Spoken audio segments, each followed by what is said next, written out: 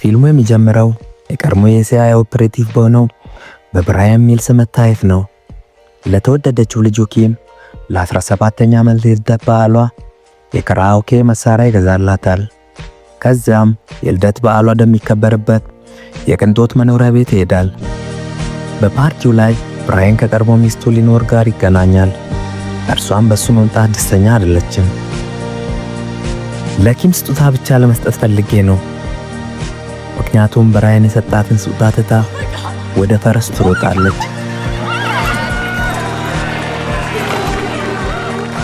Hey Brian. Stuart, you gonna join us for lunch? I just wanted to be here to wish her a happy birthday. Good to see you, Brian. You too.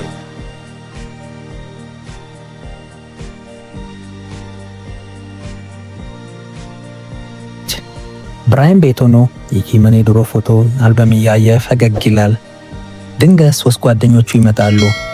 የቀድሞ ሚስቱ ሊኖር እንደማታናገረው ወይም ትኩረት እንደማትሰጠው ይነግሩታል። በዚህም እንዳይጨነቅ ያረጋጉታል። ኪም ባትኖርም ልደቷን አብረው ለማክበር ይወስናሉ። እንደ ኤጀንት የነበራቸውን የድሮ ጊዜ ማውራት ይጀምራሉ። Good. She's good. She appreciate the fact that you've given up your life? What a life, huh? Huh. I promised her I would never miss a birthday. Yeah, that went down well at Langley, huh? Where'd you say your next posting was after that? The Arctic Circle? My point is, we have an open space.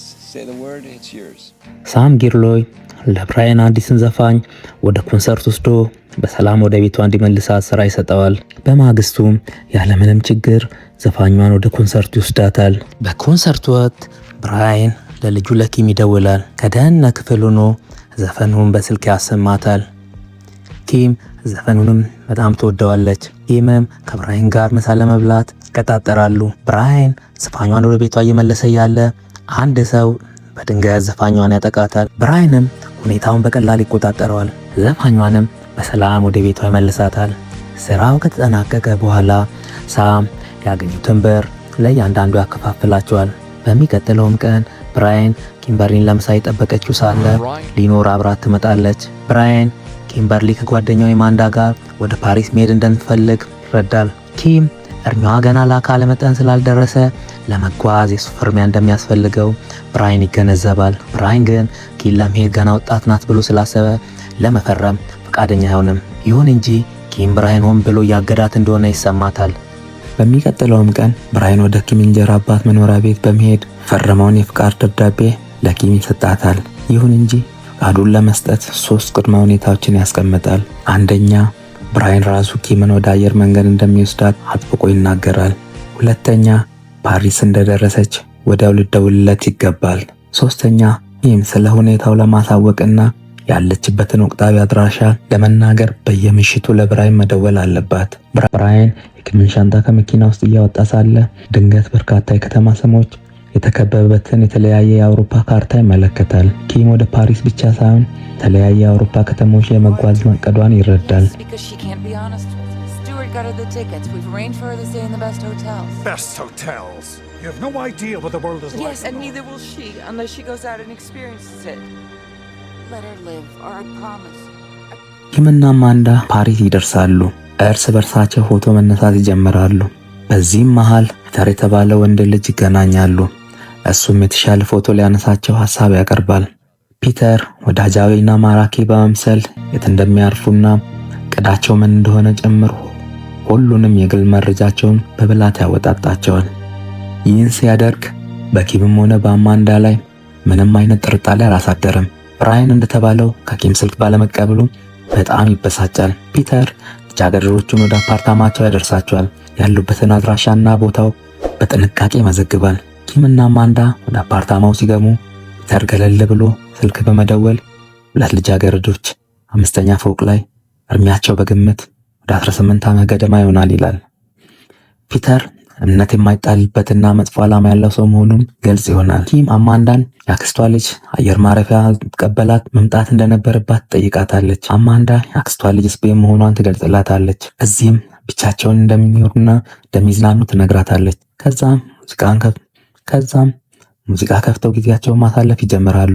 ብራያን ኪም ስልክ ባለመመለሷ አሜሪካ ሆኖ በጣም ይበሳጫል። በማግስቱ ኪም መልሳ ትደውላለች። ብራይንም ስልክ ባለመመለሷ የገሰጻት ሳለ ኪም በድንገት አንድ ሰው ወደ ቤት ገብቶ አማንዳን ሲጠልፋት ትመለከታለች። ብራይን በፍጥነት ቦርሳውን ይዞ ስልኩን የተለያየ መሳሪያው ጋር ያገናኛል። ፓሪስ እንደደረሰች ማን እንዳገኛት በአስቸኳይ ጠይቃታል።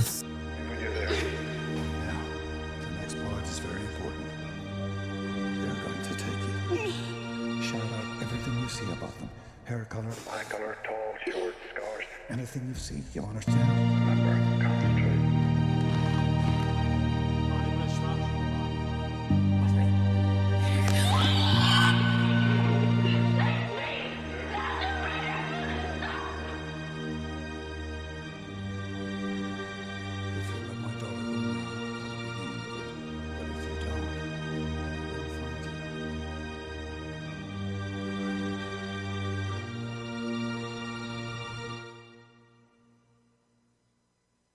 ብራይን ከኪም ጋር ያደረገውን ንግግር ለምርመራ ወደ ሳም ይልካል። ብራይን ወደ ኪም የእንጀራ አባት ቤት በመሄድ ፓሪስ የሚወስደውን እቅድ እንዲያዘጋጅለት ይጠይቀዋል። ድንገት ብራይን ከሳም ስልክ ይደርሰዋል። ሳም ጠላፊዎቹ እርስ በርሳቸው ከአልባንያ ቋንቋ ይነጋገሩ እንደነበር ይነግረዋል። በኪም መግለጫ መሰረት ሳም የጠለፋቸው መሪ ማርኮ የተባለ በህገ ወጥ የሰዎች ዝውውር ላይ ተሳታፊ እንደሆነ ይነግረዋል።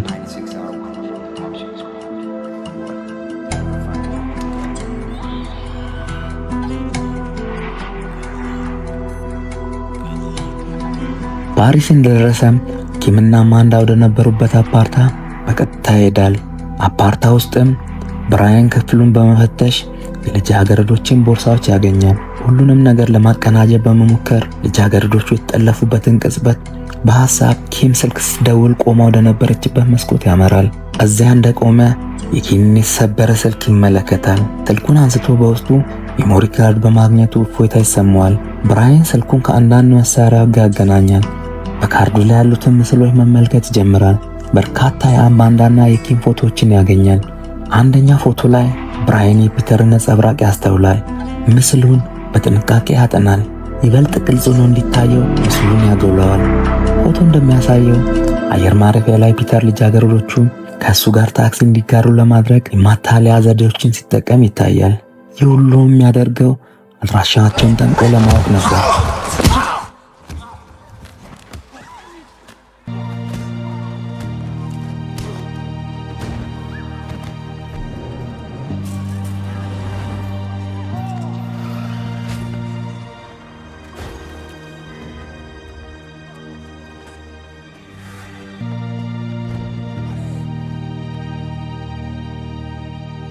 ብራይን በፈረንሳይ ደህንነት ውስጥ ከሚሰራው የድሮ ጓደኛው ጂን ጋር ተገናኝተው እርዳታ ይጠይቀዋል። ብራይን በሰው ዝውውር ሥራ ውስጥ የተሳተፉትን አልባናውያን በአስቸኳይ መፈለግ ይኖርበታል። ጂን ስለ ቦታቸው እንዲነግረው ይጠይቀዋል። ጂን እነዚህን ሰዎች ምን ያህል አደገኛ እንደሆኑ ያስጠነቅቀዋል። ብራይን ግን ጂን አድራሻውን እንዲሰጠውና የቀረውን ለሱ እንዲተውለት ይተውተዋል።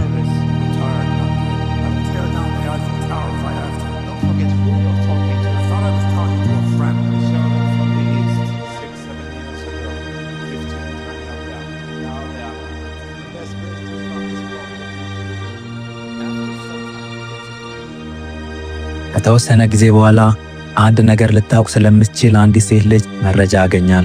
ስለዚህ ስለ ልጅቷ ለነሱ ወደምትሰራበት ቦታ ሄዶ ማነጋገር ጀመራል። ይሁን እንጂ አንቶኒ የተባለው የልጅቷ ተቆጣጣሪ ጊዜያቸውን ሲያባክን ሲያል በጣም ይቆጣል። ብራይን ከልጅቷ ጋር በማውራት አንቶኒ ብራይንን ሊያጠቃው ሲል ብራይን በብልሃት በአንቶኒ ላይ የመከታተያ መሳሪያ በፍጥነት ያስቀምጥበታል። ብራይን አንቶኒ አልቤኒያዊና የማርኮ ቡድን አባል መሆኑን ያውቃል። ስለዚህ ይህ መሳሪያ ንግግራቸውን ለመሰለል እንደሚረዳው በማወቅ ሁኔታውን ለራሱ ጠቀሜታ ያውለዋል። ከዚህም በኋላ ብራይን ቋንቋውን የመተርጎም ችሎታ ካለው ግሬጎር ጋር መኪና ውስጥ ይቀመጣል። ግሬጎር በአንቶኒና በጓደኛው መካከል ያለውን ንግግር ያረጉማል። ይህም ስለ ወንበዴው ቡድን ሥራና ዕቅዶች ጠቃሚ መረጃ ያሳያል። ግሬጎር ንግግሩን ሲተረጉም ብራይን በጥንቃቄ ያዳምጣል። ይህም አልባንያውያኑ በግንባታ ቦታ እንደሚሰራና ጠቃሚ መረጃ ስላለው ሰው ያወሩ እንደሆነ ይገለጽለታል። ብራይን ግሬጎር ከመኪናው እንዲወርድና መዝገበ ቃላቱ እንዲሰጠው ያዘዋል። ብራይን አሁን በርካታ ሰዎች ተሰልፈው ወደሚጠባበቁበት የግንባታ ቦታ ያመራል። ከህዝቡ ጋር ተቀላቅሎ መግቢያው ላይ ካለ አንድ ሰው ትኬት ይቀበላል።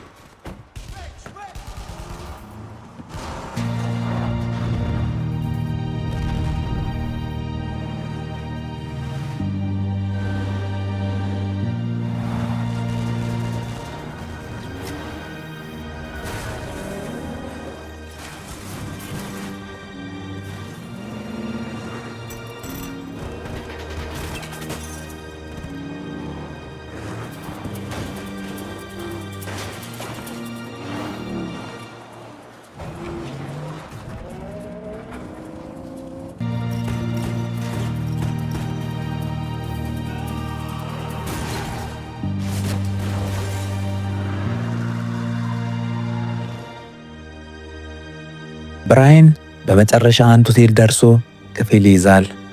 አሁን ዋናው ተግባር ስለ ጃኬቱ መረጃ ማግኘትና የልጁ መሆኑን ማረጋገጥ ነው። ሆቴል እያለ ከጂን ስልክ ይደርሰዋል። ጂንም በአደባባይ መገናኘት እንደሚፈልግ ይነግረዋል።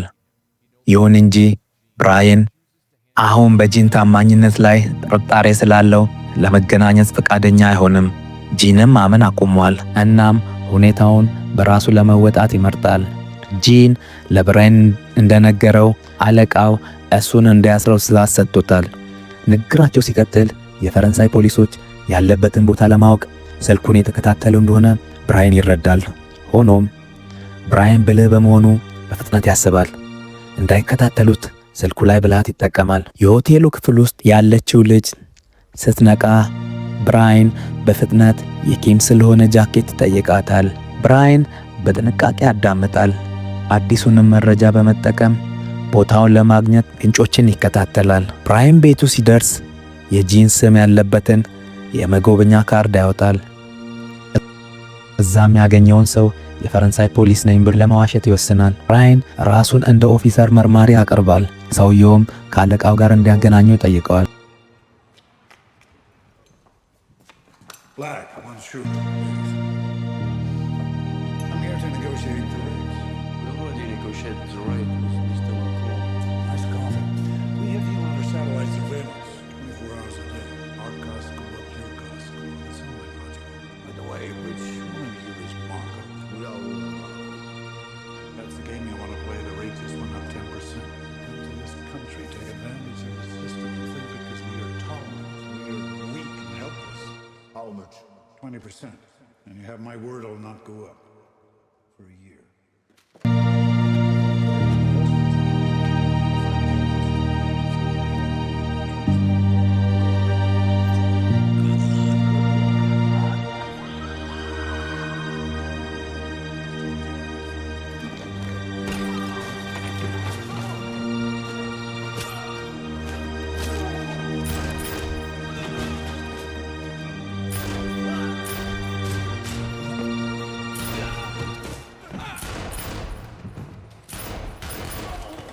ከድብድቡ በኋላ ብራይን የሁሉንም ሰዎች ክፍሎች ይፈትሻል። ነገር ግን ኪም በመካከላቸው የለችም። በአንደኛው ክፍል ውስጥ ብራይን የአማንዳን አስከሬን ያገኛል። ብራይን ማርኮን በኤሌክትሪክ ንዝረት ያሰቃየዋል። በመጨረሻም ማርኮ ልጁን ለፓትሪ ሲንክለር እንድትሸጠች ይነግረዋል።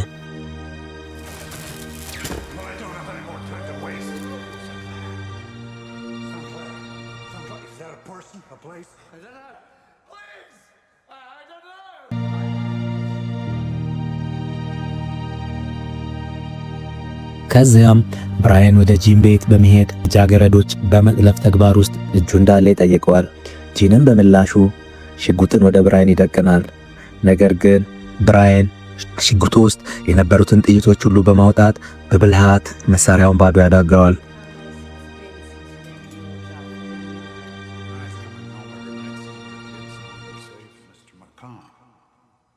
Oh, Henry! I got to the bottom.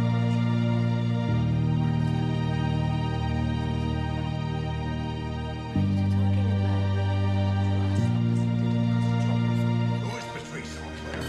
I don't know. That's what happens when you sit behind a desk. He's a man! No. Patrice Sinclair. He's apologized. ጂንን በድብደባ ካደነዘዘው በኋላ ሲንክለር ባዘጋጀው ድግስ ላይ ለመግባት የጂንን ማንነት ይጠቀማል። ብራይን ድግሱ ለክፉ ወንጀል ሥራ ሽፋን መሆኑን ይረዳል። በሕንፃው ምድር ቤት ውስጥ ልጃገረዶች በጨረታ የተሸጡ ነው። ብራይን በመጨረሻም በጨረታው ላይ ቀረበችውም ልጁ ኪም መሆኗን ሲያይ በድንጋጤ በንዴት ይሞላል። በንዴት ሽጉጡን አውጥቶ በኃላፊው ላይ በመደቀን በማንኛውም ዋጋ ልጃገረዶችን እንዲገዛ ያስገድደዋል። 450,000 500 sold.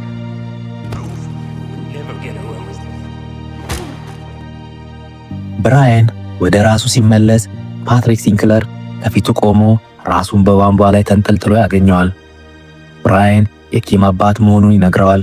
ፓትሪክ ግን በቀዘቀዘ ድምፅ ስራ ነው በማለት ኪም አሁን በቋሚነት መሸጧን ይነግረዋል።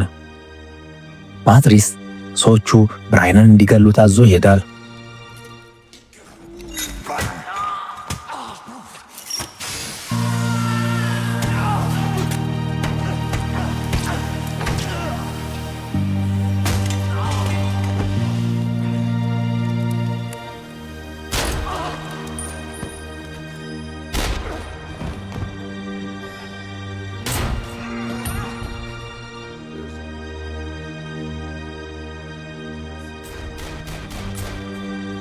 ፓትሪስ ኪም ትወስዳበት ስላለችው ጀልባ ይነግረዋል። ብራየን ጀልባው ጋር ደርሶ ጠባቂዎችን ይተላቸዋል። ልጃገረዶቹ በሆነ ሼክ የተሸጡ እንደሆነ ይረዳል።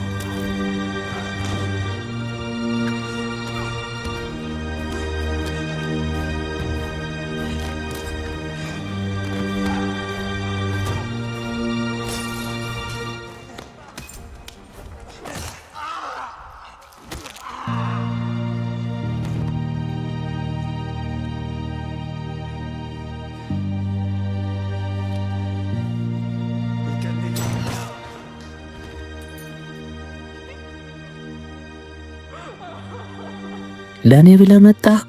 ኪም በእፎይታ ያለቀሰች ወደ አባቷ አቅፍ ትሮጣለች። ብራይን ኪምን ወደ አሜሪካ ይመልሳታል። እዚያም ከእናቷ ሊኖር ጋር ትገናኛለች። ሊኖር ልጃቸውን ስላዳንላት ብራይንን ታመሰግናለች። ኪምን ደስ እንዲላት ብራይን ወደምትወደው ዘፋኝ ዘንድ ወስዶ ህልሟን ያሳካላታል። ከጥቂት ቀናት በኋላ የማፊያ ቡድን መሪው ሙራድ ንግግር ወደሚያደርግበት ትልቅ የቀብር ስነ ስርዓት ላይ ይሄዳል። ልጁ ማርኮንን በገደለው ሰው ላይ በቀል እንደሚፈጽም ይናገራል።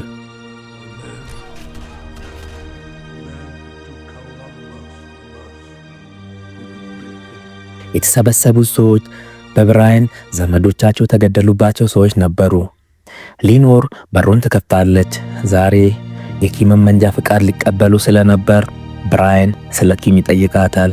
ሊኖር መጀመሪያ ላይ ኪም የሙዚቃ ትምህርት ላይ ስለሆነች ቤት የለችም በማለት ትቃወመዋለች። ሆኖም ብራይን ስለ ኪም ትምህርቶች ሁሉ ስለሚያውቅ ይህን ለመቀበል ፈቃደኛ አልሆነም። በመጨረሻ ሊኖር ኪም ፍቅረኛዋ ጋር መሆኗን ትነግረዋለች። Separated. If there's nothing I can do. Brian, I don't even know where the kid lives. you found her in a city of 12 million people within 72 hours. I'm gonna give her her space. ሊኖር በተደጋጋሚ ኪም ጋር ትደውላለች። ኪም ግን ከፍቅረኛዋ ጂም ጋር በመሆኗ ስልኳን አታነሳም። ድንገት የጂም በር ይንኳኳል። ጂም በሩን ሲከፍት የቆመው ብራይን ነው። ኪምና ብራይን ከጂም ጋር ጥቂት ካወሩ በኋላ ቦታውን አብረው ለቀው ይወጣሉ። ብራይን ከጥቂት ቀናት በኋላ ከተማውን ስለሚለቅ ኪምን መኪና መንዳት እያስተማራት ነው። በልምምዳቸው ወቅት ብራይን ኪምን ስለ ፍቅረኛዋ ለምን እንዳልነገረችው ይጠይቃታል። ኪም ከመጠን በላይ ትበሳጫለህ ብዬ ስለፈራው ነው በማለት ትመልስለታለች። ከዛም ስለ ፍቅረኛዋ እንዴት ሊያውቅ እንደቻለ ትጠይቀዋለች። ብራይን ሊኖር እንደነገረችው ይነግራታል። ሆኖም ግን ኪም ሊኖር የጄሚን አድራሻ እንደማታውቅ ታውቅ ነበረ። በዚህም ኪም ብራይን ያለችበትን ለማወቅ ቤቷ ውስጥ ጂፒኤስ እንደገጠመ ትረዳለች። ወዲያውኑ ወደ ሳም ደውሎ ስለ ጂም ማንነት መረጃ እንዲሰበስብ ይጠይቀዋል። ፓሪስ ውስጥ ጂን ለሥራ ወደ ሕንፃ ይገባል። ድንገት አንድ ሰው በሽጉጥ አስፈራርቶ አፍኖ ይወስደዋል። ስለ ብራይን መረጃ እንዲሰጠው ይጠይቀዋል። ማፊያዎቹ በፓትሪስ ቤት ውስጥ ብራይን የተጠቀመበትን የጂን ካርድ እንዳገኙ ይነግሩታል። ሰዎቹ ጂም ብራይንን እየረዳው እንደሆነ ስለሚያምኑ ሁሉንም ነገር እንዲነግራቸው ያስገድዱታል። በመጀመሪያ ላይ ጂም በዛቻው ሳይፈራ ዝምታን ይመርጣል። ሆኖም ማፊያዎቹ ቤተሰቡን እንደሚገሉበት ያስፈራሩታል። ስለ ብራይን የሚያውቀውን ሁሉን ነገር ለመናገር ይወስናል። ሊኖር እሷና ስቱዋርት ልዩነታቸውን ለመፍታት ከኪም ጋር ወደ ቻይና ለመጓዝ አቅደው እንደነበር፣ ነገር ግን ስቱዋርት ጉዞውን እንደሰረዘ ትገልጻለች። ለሥራ ወደ ኢስታንቡል ሊጓዝ የነበረው ብራይን ሊኖርና ቤተሰቧን አብረውት እንዲሄዱ ሐሳብ ያቀርባል። ሆኖም ሊኖር እንደምታስብበት ትነግረዋለች። በዚያም ምሽት የብራይን ጓደኞች ሊኖር አብረው እንደምትመጣና ምናልባት ወደ እሱ ልትመለስ እንደምትችል ይቀልዱበታል።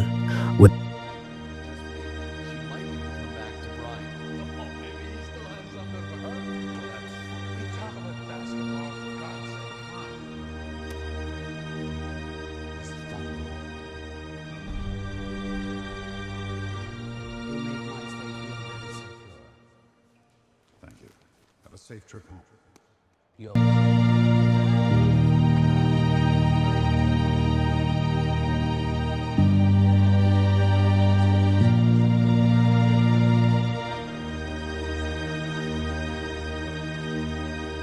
ወደ አንድ የቅንጦት ሆቴል ወስዶ ክፍላቸውን ያሳያቸዋል። በዚህም ጊዜ አንድ የአልቤናውያን ቡድን ብራይንን ለመፈለግ ወደ ቱርክ ይገባል። ብራይን ስለ መምጣታቸው ሳያቅ ወደ ክፍሉ ገብቶ ቦርሳውን ያወጣል። ለሚመጣው ማንኛውንም ነገር ለመዘጋጀት መሳሪያዎቹን በሙሉ በቦርሳ ውስጥ ያስቀምጣል። ከዚያም ኪንና ሊኖርን ለመጠየቅ ይሄዳል። ሊኖር በጣም ስለደከማት ማረፍ ትፈልጋለች። ስለዚህ ብራይን በምትኩ ኪምን ይዞ ለመውጣት ይወስናል። ጥሩ ጊዜ ለማሳለፍ አብረው ይወጣሉ። በሚቀጥለው ቀን አልባናውያን ኢስታንቡል ይደርሳሉ። ሙራድም ከሰዎቹ ጋር ይገናኛል። ይህ እንዲህ እንዳለ ብራይን ለቀኑ የተዘጋጀ ነው። በጸጥታ አንዲት ትንሽ መሳሪያ ካልሲ ውስጥ ያስቀምጣል። ቦርሳውንም መልሶ ቁም ሳጥን ውስጥ ይከተዋል። ከዚያ በኋላ ወደ ሆቴሉ እንግዳ መቀበያ ሎቢው ያመራል። አንድ የሙራድ ሰው ግን የተከታተለው መሆኑን አላወቀም። ብራይን ሰውየውን እንግዳ መቀበያው ላይ ያስተውለዋል። ነገር ግን የሆነ ነገር ልክ እንዳልሆነም ሰማው ይጀምራል። ሰውየው እሱን የተከታተለ እንደሆነ ይገነዘባል። ይሄም ጥርጣሬ ውስጥ ይከተዋል። ሊኖርና ኪም ሆቴል ይደርሳሉ። ሶስቱም ወደ ገበያ ሊሄዱ ሲል ኪም ድንገት ሆቴል ለመቅረት ምክንያት ትፈጥራለች። ብራይን እና ሊኖር መኪና ውስጥ እያሉ ብራይን እንቅስቃሴያቸውን በሚከታተሉ ሰዎች እየታደኑ መሆኑን ያስተውላል። አደጋውን በመረዳት ብራይን ሊኖርን በሚቀጥለው ሱቅ እንደሚያወርዳትና ወደ ሆቴል በሰላም እንድትመለስ በአቅራቢያው ያሉ የታክሲ መቆሚያ አድራሻ ይሰጣታል። በተጨማሪ ለሆቴሉ የደህንነት ክፍል እንድትደውልና ለማንም ሰው በሩን እንዳትከፍት ያዛታል። ሊኖር ግራ ተጋብታ ተጨንቃ ምን የተካሄደ እንደሆነ ብራያንን ትጠይቀዋለች። ብራያን ግን ሁሉንም ለማስረዳት ጊዜ የለውም። በፍጥነት ሱቅ ጋር ያወርዳታል። እሷ ከመኪናዋ እንደወጣች ተሽከርካሪውን ከሹፌሩ ተረክቦ በፍጥነት ይነዳል። ብራያን የማፊያ አባላቱ ብራያን እንደነቃባቸው ሲረዱ ክትትላቸውን ያጠናክራሉ።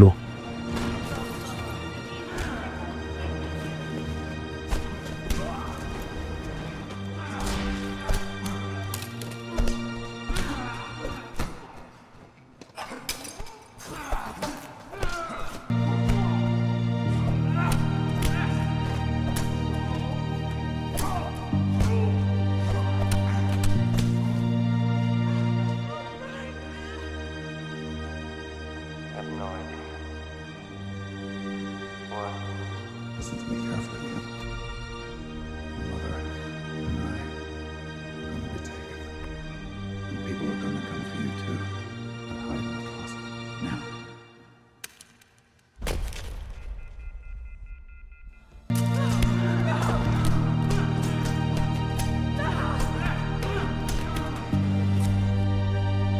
ከአልባናውያን ጋር በሚስጥር የሚሰራው የሆቴሉ እንግዳ ተቀባይ የኪምን የክፍል ቁጥር ይሰጣቸዋል።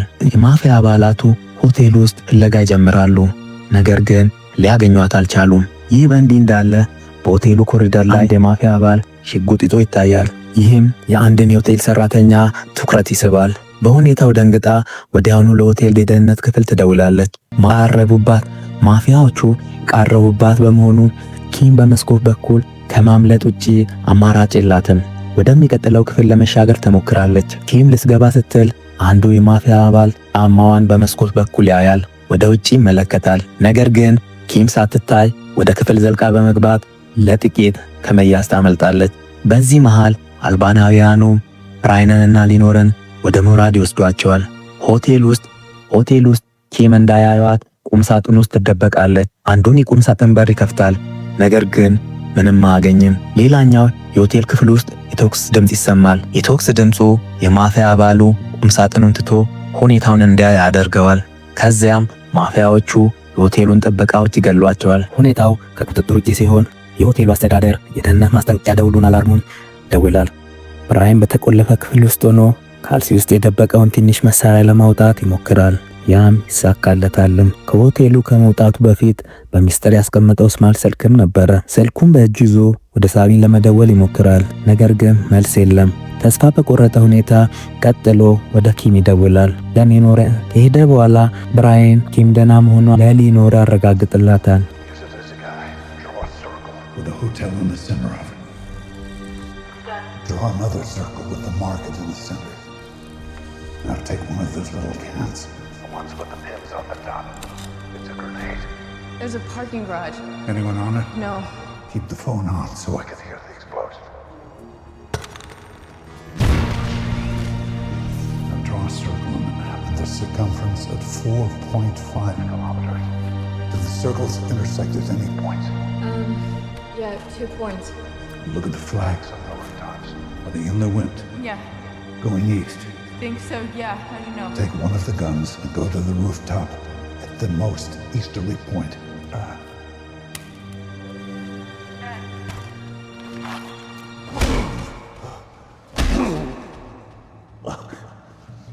You know this man. This one. No. There's none of them. To you they were nothing. And this one. You recognize him? He may step to a chair. You touch electric cables to the chair. That is a one person. He was my son. I killed your son because he kidnapped my daughter. I don't care what he did. I will never hear his voice. Your death will not be quick. It will not be pleasant.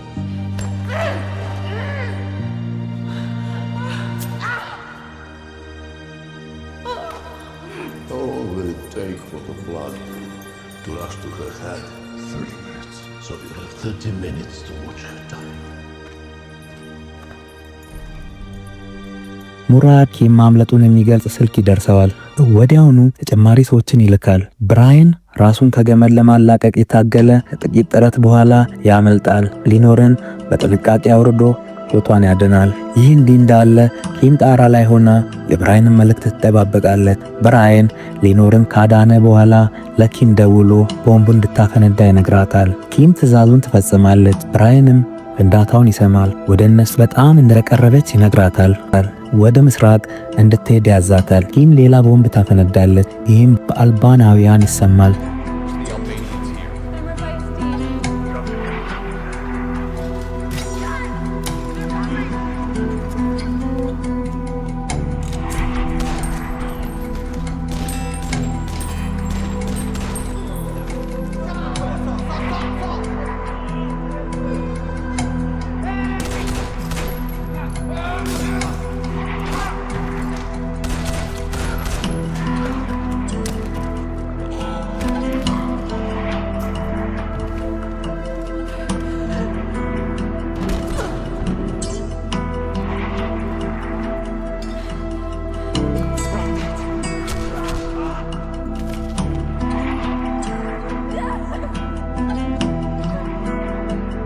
ብራያን እና ኪም ታክሲ አግኝተው ቁልፉን ይወስዳሉ። ብራያን በኪም ስልክ ላይ የ5 ደቂቃ ጊዜ ገደብ ያስቀምጣል። መዳረሻቸውንም የአሜሪካን ኤምባሲ ያደርገዋል። ከሊኖር ጋር በጊዜ ካልተመለሰ ወደ ኤምባሲ እንድትሄድ ይነግራታል። ማፊያዎቹን ተከትሎ ሊኖርን ወደ ቫን መኪና ያስገቧት ያያል። ይተኩስባቸዋልም። ነገር ግን ሊኖርን ይዘው ያመልጣሉ። ብራያን ይበሳጫል። ነገር ግን ወደ ኪም ለመመለስ ይወስናል። ኪም መኪናውን ታስነሳለች። ነገር ግን ፖሊሱ ሊተኩስባት ነው። ብራያን ኋላ ደርሶ ፖሊሱን ይገለዋል። ኪም እንድትነዳ ይነግራታል። ኪም ግን ስለ ሊኖር ትጨነቃለች። ብራያን በኋላ እንደሚያድናት ያረጋግጥላታል። ፖሊሶች የባልደረባቸውን ሞት ሰምተው ብራያንና ኪምን ማሳደድ ይጀምራሉ። ምን ልታደርግ ነው?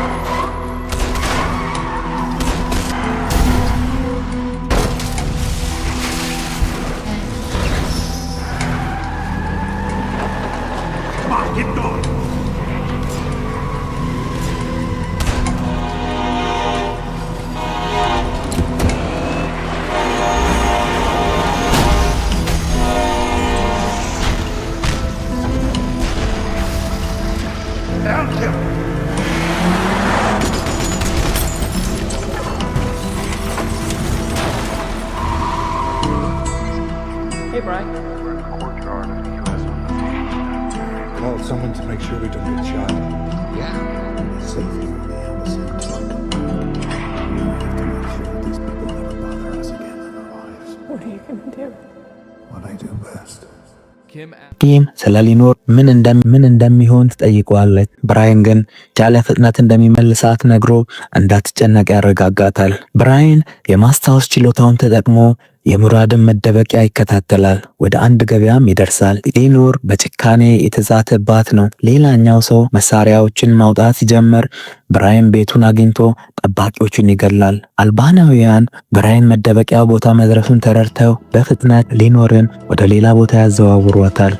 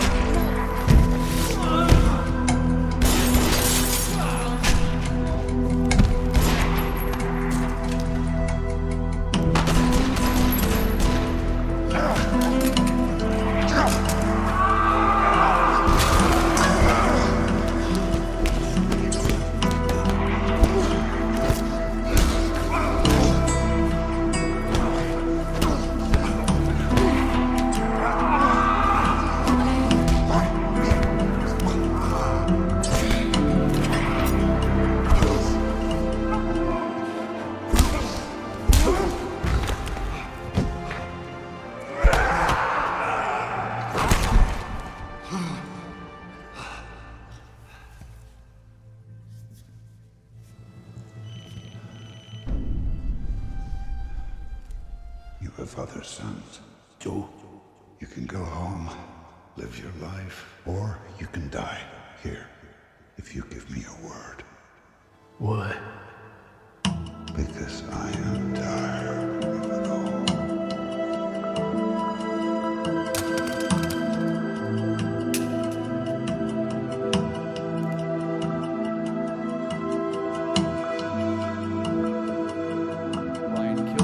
ብራያን ሙራድን ገሎ ሊኖርን ያድናታል። ከ3 ሳምንት በኋላ በሎስ አንጀለስ በሚገኘው ምግብ ቤት ውስጥ የሚልስ ቤተሰቦች ለኪም የመንጃ ፈቃድ ፈተናውን በማለፏ በሚልክ ሼክ እያከበሩ ነው። ለብራያን አስገራሚ በሆነ ሁኔታ ኪም ከፍቅረኛዋ ጂም ጋር ትመጣለች። ኪም ለአባቷ በቀልድ መልክ ይህንን እንዳትተኩስበት ትለዋለች። ታሪኩ እዚህ ላይ አብቅቶ በደስታ የሚኖሩ ይመስላል። በጭራሽ። ነገር ግን ለሶስተኛ ጊዜ ይፈተናሉ። ብራያን በእውነት እንደ አንድ የልጅ አስተዳደግ ክህሎቶች ያስፈልጉታል። ታሪኩን ሲቀጥል ማፊያዎች የአንድን ሰው ቤት ሰብረው በመግባት ያፍኑታል። መሪያቸውን ኦሌግ ማሊኮሽን ወደሚጠግቡበት ህንፃ ይወስዱታል። ሰውየው ለምን እንደታፈነ ምንም ግምት የለውም። ኦሌግ የሚፈልገው ሰውየው ቢሮ ውስጥ ያለውን ቁም ሳጥን ነው። እሱም ሊከፈት የሚችለው ሰውየው በሚያውቀው ፓስወርድ ብቻ ነው። ኦሌግ እንዲከፍተው ያስገድደዋል። ነገር ግን ለሁሉም ሰው አስገራሚ በሆነ ሁኔታ ቁም ሳጥኑ ባዶ ነው። እንዴት ተሞልቶ? ኦሌግ ለአለቃው ደውሎ የሚጠበቅበትን ገንዘብ ይጠይቀዋል።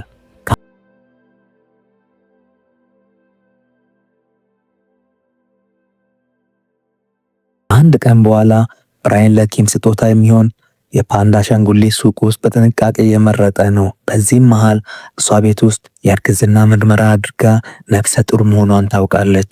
ብራያን ለልደቷ የገዛውን ፓንዳ ይዞ በድንገት ቤት ይደርሳል። ልደቷ ገና 3 ቀን ቢቀሩትም እሷን ለማስደሰት በማሰብ በደስታ ይሰጣታል። ይሁን እንጂ ኪም ፓንዳውን ያን ያህል ወደደችው አይመስልም። ጄሚ ወደ ክፍል ገብቶ ኪም ወደ ዩኒቨርሲቲ ከመሄዷ በፊት ሁል ጊዜ ከአንድ የተለያየ ሱቅ የምትወስደው መጠጥ እንደምትመርጥ ለብራያን ይነግረዋል። ብራያን ነፃነት እንዲኖራት ጥሏቸው ለመሄድ ይወስናል። ፓንዳውን አንስቶ መልሶ ለመለወጥና በእውነት የሚያስደሳት ስጦታ ለመፈለግ ማቀዱን በለሰለስ ድምፅ ይናገራል። መኪና እየነዳ ያለ ከሊኖር ስልክ ይደርሰዋል። ቤቱ ለራት እንዲመጡ በደግነት ይጋብዛታል። ሊኖር ግን ሌላ ቀን እንደምትመጣ ትነግረዋለች። በዚያው ምሽት ብራያን ቤት ውስጥ ብቻውን እያለ ባልተጠበቀ ሁኔታ ሊኖር ትመጣለች።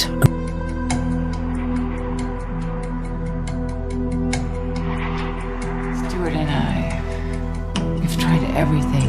I just don't feel anything anymore. The worst tasting men. Thanks. Oh, do you know what I fantasize about? Us.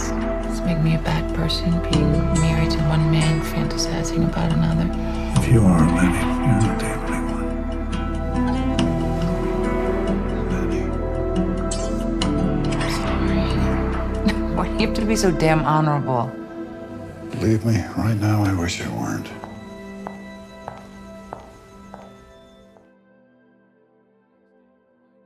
በሚቀጥለው ቀን ብራያን ከጓደኞቹ ጋር የሚያምር ጊዜ እያሳለፈ ሳለ ከኪም ስልክ ይደወልለታል። በሆነ አስፈላጊ ጉዳይ ምክሩን ስለምትፈልግ ምግብ ቤት ውስጥ እንዲያገኛት ትጠይቀዋለች። ሆኖም በአካባቢው የሚጫወቱ ሕፃናት ድምፅ ትክክለኛ ሀሳቧን ለማካፈል እንድታመነታ ያደርጋል። በምትኩ የውሻ ግልገል መግዛት እፈልጋለሁ ትላለች። ብራያን ንግግሯን በቁም ነገር በመውሰድ የውሻ ግልገል ማሳደግ ትልቅ ኃላፊነት እንደሆነ ይነግራታል። በተለይ እሷ ገና ኮሌጅ ውስጥ ስላለ ጥረትና ቁርጠኝነት እንደሚጠይቅም ያስረዳታል። ኪም ሐሳቡን በመቀበል ራሷን ትነቀንቃለች። ነገር ግን ስለ እርግዝናዋ በተዘዋዋሪ ለማውራት የውሻዋን ሐሳብ ስለተጠቀመች በራሷ ትስቃለች። ስቲዋርት ብራያንን ቤቱ ይጎበኘዋል። እዚያ ያለ የሌኖርን ሻርፕ አይቶ ይረበሻል። ትዳሩ ማዳን እንደሚፈልግ ነገር ግን ብራያን በሌኖር ሕይወት ውስጥ እስካለ ድረስ አስቸጋሪ እንደሆነበት ለብራያን ይነግረዋል።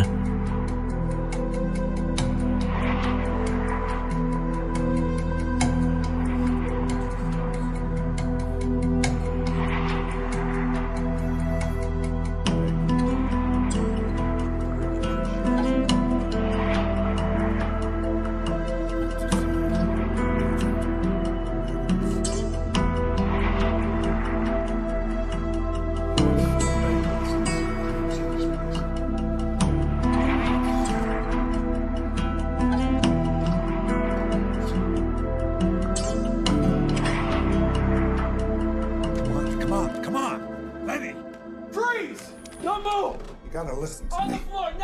Listen to me. I didn't do this.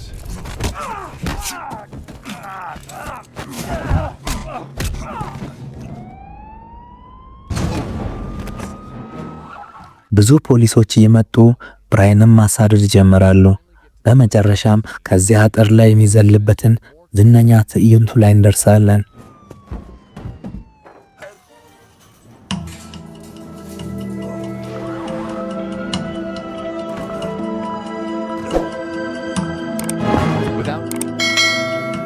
ብራይን ያለምንም ማመንታት ወደ መኪና ማቆሚያው ጋር በማምራት ከቆመ የጭነት መኪና ስር ይደበቃል። እዛው እንዳለ ወደ ፈሳሽ መስመር የሚያመራ የቆርቆሮ ክዳን ያያል። አጋጣሚውን በመጠቀም ክዳኑን አንስቶ ወደ ፈሳሽ መስመሩ ይገባል። ከጥቂት ጊዜ በኋላ ፖሊሶች መኪና ማቆሚያውን ቢፈትሹም የብራይንን ፍንጭ ሊያገኙት አልቻሉም። She's dead. Someone murdered her. But I'm gonna find out. ኦፊሰር ፍራንክ የሊኖርን ግድያ እንዲመረምር ይመደበዋል። ምርመራውን የሚጀምረው ፖሊሱ ዘንድ የማይታወቅ ቁጥር ተደውሎ የነበረውንና የሊኖርን ጩኸት የሚሰማበትን ስልክ በመመርመር ነው። ፍራንክ ወደ ጉዳዩ ጠለቅ ብሎ ሲገባ ብዙ ጥያቄዎችን የሚጭሩ ነገሮችን ያገኛል። በሊኖር ቦርሳ ውስጥ የብራይንን ቤት ቁልፍ ያገኛል። እንዲሁም ብራይን ቀደም ብሎ የገዛቸውን ዶናት በጥንቃቄ ይመረምራል። ሳም ዜናውን ሲሰማ ስለ ሊኖር ግድያ ይረዳል። ከብራይን ስልክ ይደርሰዋል። ብራይን ወደ አንድ ጥብቅ ቦታ የሚገባበትን የደህንነት ኮድ ይጠይቀዋል። ይህ በእንዲህ እንዳለ ኦፊሰር ፍራንክ መኪና ማቆሚያው ጋር ይደርሳል። ሽጉጥ ያገኛል። እንዲሁም የጭነት መኪናው አካባቢ ባለው አዋራ ላይ የጣት አሻራዎችን ያስተውላል። ፍራንክ መኪናውን ሲያንቀሳቅሰው ድብቅ የፈሳሽ መስመር ይገለጣል። ብራይን ለማምለጥ ይህን እንደተጠቀመ ይረዳል። ብራይን ወደ አንዲት አሮጌ ፋብሪካ ይደርሳል። እሷም ድብቅ መጠለያዋ ናት። ይህቺ ፋብሪካ ብራይንና ጓደኞቹ ለምስጢራዊ ስብሰባቸው ተግባራት የሚጠቀሙባት ቦታ ነበረች። ፍራንክ ምርመራውን በመቀጠል ስቱዋርት ቤት ይደርሳል። But I think that you wanted more than friendship. We're just looking around to see if we can find something to help us. I know what you're looking for. Why aren't you out there trying to find out who did this instead of standing around going through our home? We have people out there looking. He didn't do it. He just didn't. He didn't do it. There's no way on earth he would lay a hand. Please. That's why it's not even hers. You know what happened in Paris and Istanbul a couple of years ago when Brian saved his family? A lot of people ended up dead, and now this. He loves his family, but he has a lot of enemies. እነሱ ከሄዱ በኋላ ብራይን ወደ ስፍራው ይደርሳል። በሊኖር አስከሬን አጠገብ ቆሞ ለተወደደችው ባለቤቱ የመጨረሻ ስንብት ያደርጋል። ልቡ ተሰብሮና አዝኖ ያለ ፍራንክ የብራይንን የኋላ ታሪክ መመርመር ይጀምራል። ከ24 ዓመቱ በኋላ ብራይን ምንም አይነት የህዝብ ምዝገባ የሌለው ልዩ ኃይል መቀላቀሉን ይረዳል። ይህ ፍራንክ ብራይንን የአንድ ምስጢራዊ ወኪል ሊሆን እንደሚችል እንዲጠረጠር ያደርገዋል። ፍራንክ ኪምን ከብራይን ጋር ግንኙነት ታደርጋለች ብሎ ስለሚያምን ሰዎች ኪምን በጥንቃቄ እንዲከታተሏት ያዛል። በተጨማሪ የሊኖርን መኪና ጂፒኤስ መዝገቦችን እንዲከታተሉ 2 ኦፊሰሮችን ይልካል። ሆኖም ብራይን እንቅስቃሴዎችን ቀደም ብሎ በመገመት ከኦፊሰሮቹ በፊት መኪናው ጋር ይደርሳል። የጂፒኤስ ታሪኩንም ማውረድ ይጀምራል። ኦፊሰሮቹም ሲደርሱ ብራይን መረጃውን ይዞ አምልጧል። ብራይን የሊኖርን መኪና የነበረበት የመጨረሻ ቦታ ይከታተላል። ይህም ከከተማው ራቅ ወዳለ የነዳጅ ማደያ ያመራዋል። ይመረምራል፣ ግን ማንም ሊኖርን እዚያ አላያትም። ብራይን የሲሲቲቪ ምስሎችን ይፈትሻል። ሊኖርንም ያያታል። Freeze!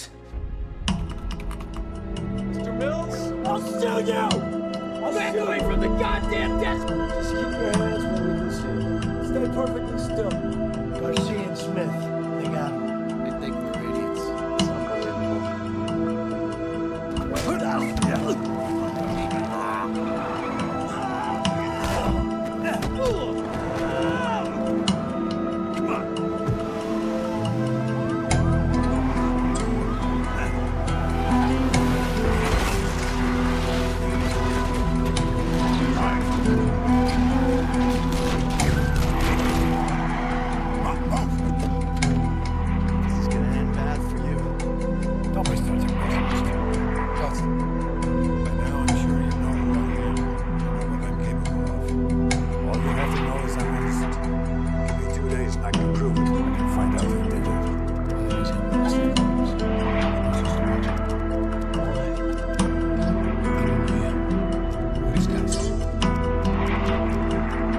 ብራያን ሳም ወደሚጠብቀው ድብቅ መጠለያ ይደርሳል።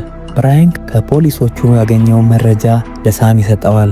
በሊኖር የቀብር ስነ ስርዓት ላይ ፖሊሶቹ ጥበቃ እያደረጉ ነበረ። ሳም ሲደርስ የፖሊሶቹ መገናኛ ምልክት ይቋረጣል። ምንም ነገር መስማት አይችሉም። ሳም ምልክታቸውን የሚዘጋ መሳሪያ የተጠቀመ ነበር። ሳም ለኪም ብራያን በቅርብ እንደሚያገኛት ይነግራታል። ብራያን በሳም ጃኬት ላይ ባለው ካሜራ አማካኝነት ኪምን የተመለከታት ነው። በሚቀጥለውም ቀን ኪም ወደ ኮሌጅ እያመራች ያለ ፖሊሶች የተከታተሏት መሆኑን አላወቀችም። መኪናዋ ጋር ስትደርስ ፖሊሶቹ ተከታተሏት መሆኑን ታስተውላለች። በፍጥነት ሁልጊዜ መጠጥ ወደምትገዛበት ሱፐርማርኬት ትገባለች። ኪም መጠጡን ጠጥታ ወደ ክፍል ትሄዳለች። ነገር ግን ወዲያውኑ መታመም ትጀምራለች። ብራያን እንድትታመም የሚያደርግ ነገር መጠጡ ውስጥ ጨምሮ ነበር። ከፖሊሶቹ ነጥሎ ለማግኘት ይህም እንዲህ እንዳለ ፍራንክ ሱፐርማርኬት ደርሶ ስለ ኪም ይጠይቃል። ተናጋጇም ኪም ሁልጊዜ አንድ አይነት መጠጥ እንደምትጠጣ ነገር ግን ዛሬ ሱቅ ውስጥ እንደጠጣችው ታረጋግጣለች። Stuart's been acting really weird. He must be scared about something. He hired bodyguards. What the?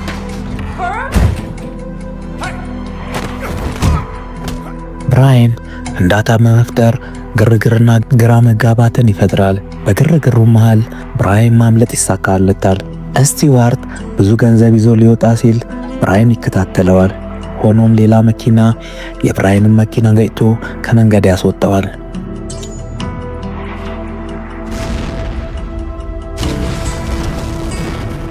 ብራያን ተርፎ ከመኪና ይወጣል። ሌላ መኪና በሽጉጥ አስፈራርቶ በመቀማት መከታተል ይቀጥላል። መኪናውን ተከትሎ አንድ መጠጥ ቤት ይደርሳል። ከዚያም እነዛን ሰዎች ያገኛቸዋል። ብራያን በድንገት ገብቶ ሁሉንም ይገላል። መሪያቸውንም ጋፈጠዋል።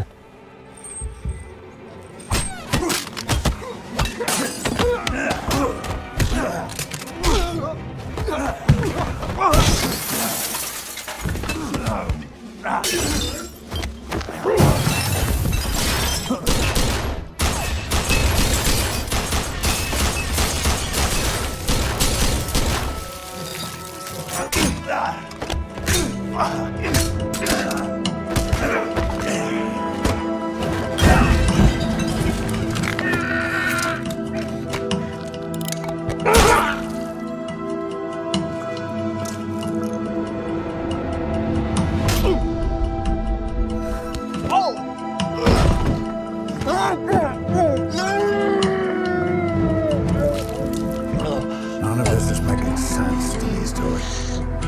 The Russians who were following me were not as following you. They work for you, Stuart. I don't know anything. I swear, I don't know anything. If I believed that, we wouldn't be here. Oleg Malikov. Who is Oleg Malikov? I owe him money. Why didn't you tell this to the police? You let them think it was me. I told them that you would find them and kill them. Either way, I'm a dead man. You're not the one they're going to come after next. ብራያን በስቱዋርት ቤት ደርሶ ኪምን ይዟት ይሄዳል።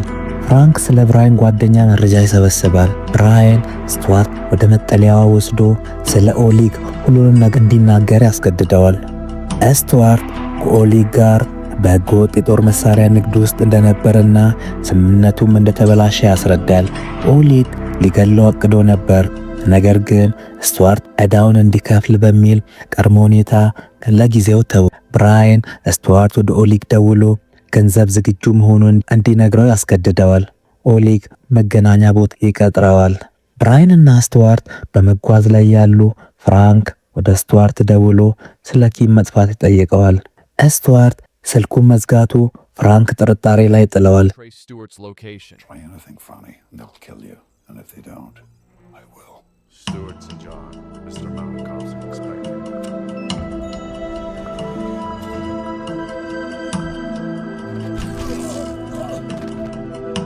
Right on.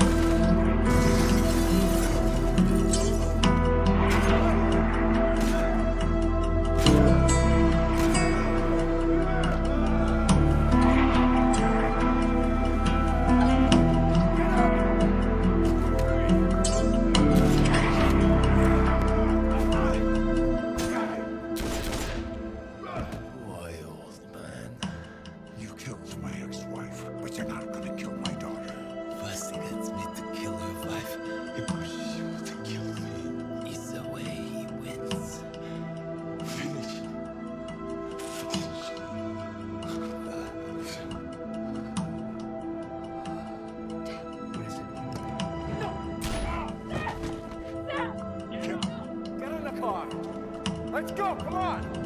He's still alive. Let's go to bed and get here. ፍራንክ ወደ ብራይን ደውሎ አሁን ሁሉም ነገር ግልጽ እንደሆነ ይነግረዋል። ከሊኖር ሞት ጋር የተያዘ ከፍተኛ ኢንሹራንስ ገንዘብ ለስቱዋርት እንደሚከፈልና ስቱዋርት ገንዘብን ኦሊግ ለመስጠት ሲል ሲኖርን እንደገደላት ይገልጽለታል። ብራይን ስቱዋርት ኪምን ይዞ ለማምለጥ ወደሚሞክርበት አየር ማረፊያ በፍጥነት ይጓዛል።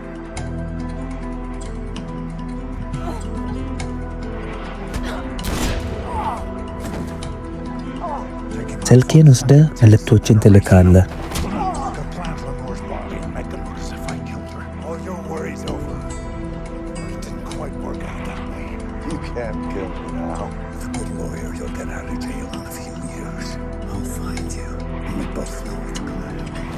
ፖሊሶች ቦታው ላይ ደርሰው ስቱዋርትን በቁጥጥር ስር ያውሉታል። ፍራንክ ብራይን ንጹህ መሆኑን ከመጀመሪያ ቢያውቅም ምርመራውን ለመቆጣጠር ሲል አስሮት እንደነበር ገልጾለት ይለቀዋል። ከዚያም በኋላ ብራይን ጂሚና ኪምን በእርግዝናዋ እንኳን ደስ አላችሁ ለማለት ይጎበኛቸዋል።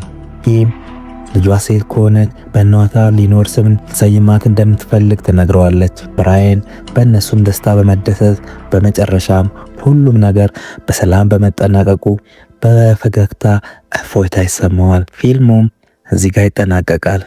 ሌላ ፊልም ለማግኘት ይህን ፔጅ ሰብስክራይብ እና ላይክ በማድረግ ይከታተሉ።